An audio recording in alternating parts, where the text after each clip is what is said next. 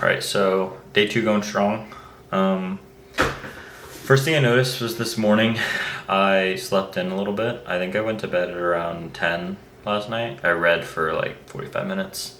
I'm reading a book right now called Make It Stick. It's about learning and just essentially how we learn, which I found was super interesting because it talks a lot about how we learn through recall. So not necessarily by writing down information and rereading it, but by quizzing ourselves on it. And the longer time is between each time you quiz yourself, the more likely you are to retain it in the future. But the chapter I read last night talked a lot about practical intelligence versus analytical intelligence, which basically talked about the difference between somebody who's good and smart on pen and paper and then somebody who's good at taking broad or general rules and applying them to real life. And it made me think about school these days in the education system. And now I'm in college, but I don't think that unless you're going to be like a doctor or something, or you're literally getting paid to go like I am because I have a bunch of scholarships, it's not really useful because like the starting salary is the same as if I went and worked a full-time job.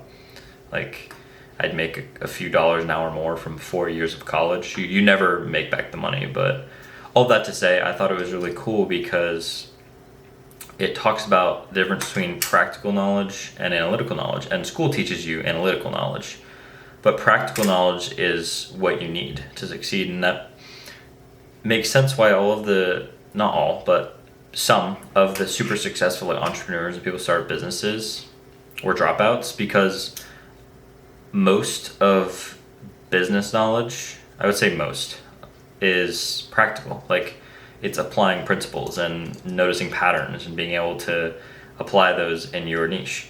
But you don't learn that in school. And I think that that's why so many people who drop out end up still being successful anyways, because it's a different kind of intelligence. And school only tests us on our analytical intelligence, not our ability to like actually apply stuff to the real world, which I think is both a flaw, something to keep in mind of. But yeah, I woke up at almost 10 o'clock this morning, so I slept for like 12 hours, which is completely useless. I mean, I set an alarm and then I shut the alarm off, which I think is the biggest thing that I struggle with, is waking up, because it sounds really depressing, but like I don't look forward to waking up in the morning. That sounds really bad actually. Like when I wake up, it's not like a ooh yay it's a new day, it's like I want to go back to sleep. Like I have no drive to get out of bed, which I think is a severe problem, probably a lack of purpose. But my days are very repetitive and I haven't seen much results or change, and so it's like waking up, it's like yay another day, the same thing, which is, I know like that's how it goes. But I think that if I figure out either one, I just grow the balls, just get out of bed, and regardless of how I feel, which is probably the better option. But second best option is probably figure out a good reason to get up out of bed. But yeah, if I could change one thing about my day, I wish I would have woken up earlier.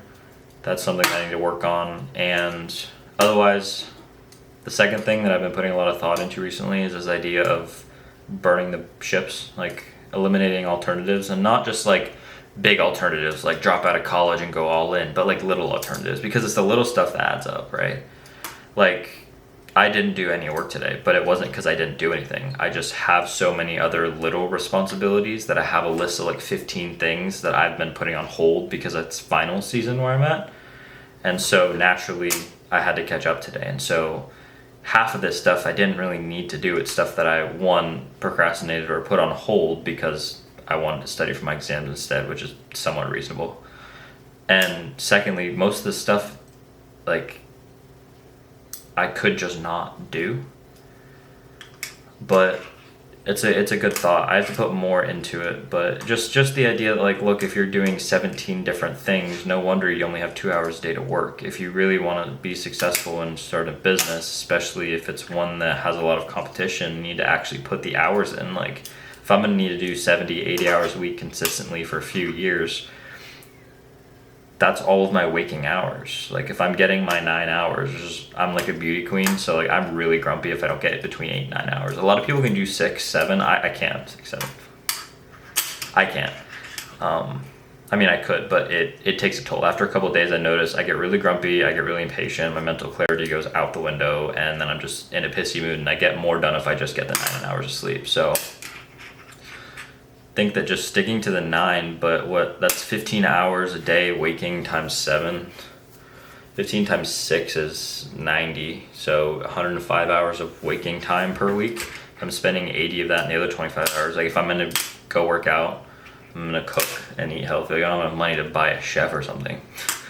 But like all of my waking hours are spent doing the things that are not the thing, which isn't because I can't prioritize a thing. It's just because I have so many other obligations that I should not have volunteered myself for. And so I guess now it's a time of eliminating all the little things that aren't the thing and focusing on the thing. Because I feel like even like right now I'm on winter break for 5 weeks. It's like work time. Like I have 100% of my time free. But I feel like even then I don't have much time, which is not right. I don't know. So those are the 2 lessons for the day. Wake up more consistently. Practical knowledge, that's 3 lessons. Wake up more consistently. Doesn't have to be like early, but just get the amount of sleep you need to spend the rest of the day working, because I suck at it and that's what I need to do. So fingers crossed, I should make a video tomorrow morning saying that I woke up early enough, and hopefully I consistently do that and it's not like a one-off one-day thing, which would be funny. Well, it would be funny, it'd be sad, but yeah, so eliminate all the little things that aren't the goal. Like I don't need to go polish my shoes and spend an hour doing that if I could spend an hour working. I don't actually polish my shoes, it's a random example. Practical learners versus analytical learners. Practical makes sense. I think practical knowledge comes from experience, and so if that's the best asset you can have with regards to knowledge, then just get experience. So for the business I'm trying to start, which is personal branding for inbound leads on YouTube, calling it value first because I think the value is most important. But one thought I didn't have is I was gonna originally make videos about case studies until from those case studies I get a meeting booked, because there's a couple things you can use in order to get people to trust you without necessarily having past experience. Now, like I know what I'm talking about, but not enough to charge like thousands of dollars, right? Maybe like a couple hundred to help people who are completely clueless, but not enough to really charge high ticket. So then how do you get people to buy from you without case studies or testimonials? Well, people buy through bias. So like if they just like you more than other people, they're more likely to buy from you because they feel like you're a friend. Another one is expertise or knowledge, like, and then the other one is demonstration. Those are the main ones. There's a lot of like safety, like if it seems like it's a good investment and they're not going to lose their money, then they'll do it. But like the main ones is like expertise and like demonstration. Expertise being like you just clearly know a lot about the subject, and the only reason you don't have testimonials is just because it's a new business, but you clearly do know what you're doing. Like if you display you are an expert but you don't have any testimonials to show, people won't even think about that, because like testimonials obviously make it better, but it's not an all or nothing. It's each box that you check makes it more likely that they buy from you. So just being an expert is a great way. So I can just study like crazy. And so the whole idea was to create good content and have my own personal brand, which demonstrates the whole idea in itself, and then be an expert in my niche until I can get my first client, do the work for free, like go through the sales call and then do the work for free, gather as much data as possible, maybe do that 1, 2, 3 times until I'm confident enough in the systems to be able to charge for it and then go from there. But one thing that I found interesting is in the meantime, like there's so much time, like I can't post 17 videos a day. Like I got to give some time to breathe, especially if I want them to be high quality. It's like, what the hell do I do in the meantime besides study? I guess I could do DMs, because if you watch like Charlie Morgan ever, he's pretty cool with the straightforward business stuff. It's like there's no fluff with it, which is nice. But it's the idea that like for outbound, you can either cold call, DM, or cold email. So which one fits that niche? It's like cold call. I have no idea how to find people's phone numbers, especially people who are doing online coaching businesses. Like you don't find people's phone numbers for that. You find phone numbers for like physical businesses, and then you call them, get past the gatekeepers, and go on. I'm saying that like I know what I'm talking about. I've never cold called, which is potentially a horrible character trait. Eventually, it'll probably happen, but as of the moment, I've never done any sort of business that required me to cold call anybody.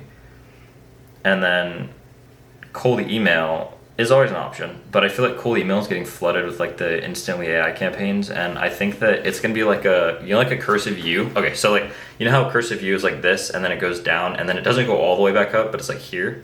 I think that's how it's gonna be with AI outreach. So I think that like all this AI outbound stuff that's going on right now, like the personalized emails, personalized DMs, like all the cold stuff is gonna be like that. So I think you're starting here with everybody's doing like the performance. I'm saying everything's like right here because of AI, and I think it's gonna dip and then right at the bottom. So it's like, how do I word this? It's like this line right here where the start. This is where everybody's like actually doing cold emails and reaching out and doing their research.